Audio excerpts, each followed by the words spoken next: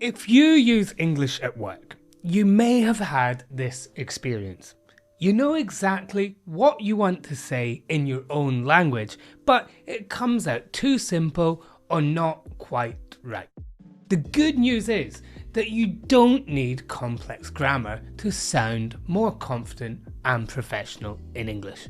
You just need to make a few small changes to how you say things. Today, I'll show you 5 simple upgrades that can make a big difference. I'm Nick from Coffee Break English and welcome to our channel.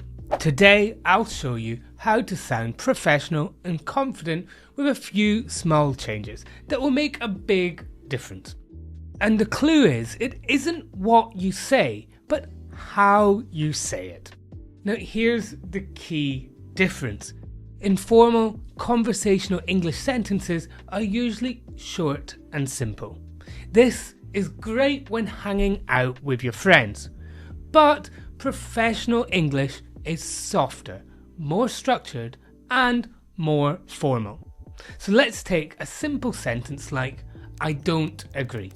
Well, that is grammatically correct, but in a professional context, it can sound a bit too direct. You don't want to sound too aggressive, so you can try this. I'm not sure I fully agree with that. It's the same idea, but now it sounds more thoughtful, more professional, and more confident. We want to move from a sentence that sounds emotional and personal to a sentence that sounds objective and professional. And that's the change we're working on today. So let's look at some simple upgrades you can start using today. Let's start with the phrase I think. Well, we could say, I think the client is not happy. But this sounds very direct and quite strong. So we can upgrade this to, it seems that the client isn't completely satisfied. This sounds more objective and less personal.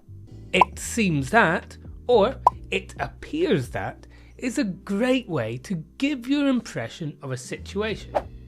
And not completely satisfied sounds softer and more detailed than not happy. Okay, on to the next phrase. Imagine you want to tell your colleagues that a plan isn't working. You can say, we need to change the plan. But this sounds very direct. You could say, it would be better to adjust the plan.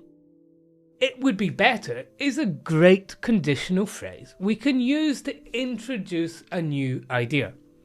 We can use it with the infinitive to adjust the plan, or with the second conditional if we adjusted the plan. And adjust just means change slightly. Now, using this form makes the sentence less direct, and using adjust makes it less strong. So we could say, it may be better to adjust the plan, or it might be better to adjust the plan. May and might are less strong than would, and it softens the phrase even more. This sentence feels more collaborative, especially in meetings. Okay, on to the next thing we can upgrade. So we could say, this is a problem. But again, this is very strong and sounds a little direct. So we could say instead, this could be an issue. The language is softer and the tone is more professional. Using could is a good way to soften your sentence because we are saying it is possible that instead of it is definitely the case that. Can you see the difference? It is possible that feels a lot softer.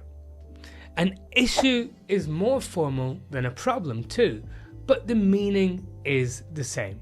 So we're softening the meaning in this sentence.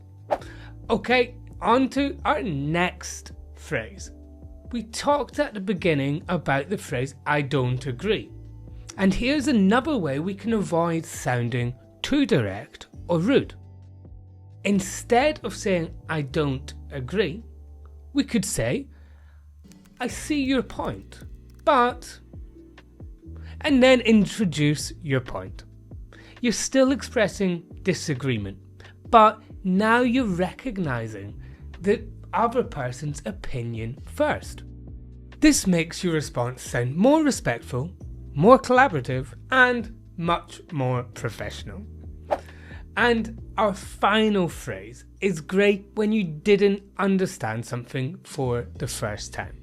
If this happens, you could say, sorry, can you explain that again? But this makes it sound like you didn't pay attention and you need them to repeat exactly what they said. But if you try this, could you clarify that for me? It makes it sound like they need to give you a further explanation. This is a small change, but there's a big difference in how you sound. In the second example, it makes it sound like you need more details. In the first example, it makes it sound like you weren't listening. So, the important thing here is that people don't judge your English by your grammar accuracy, or that you need them to repeat something. They judge it by how clear you are, how confident you sound, and how appropriate your language is to the situation. These small changes can completely change how others see you professionally. So next time you're in a meeting, don't try to use more complicated grammar. Just upgrade your phrasing and adapt to the situation. Start with one or two of these expressions and build from there. And if you'd like more structured practice like this, with real examples and guided support, you can check out Coffee Break TV. The link is in the description. We'll see you next time for another coffee break lesson.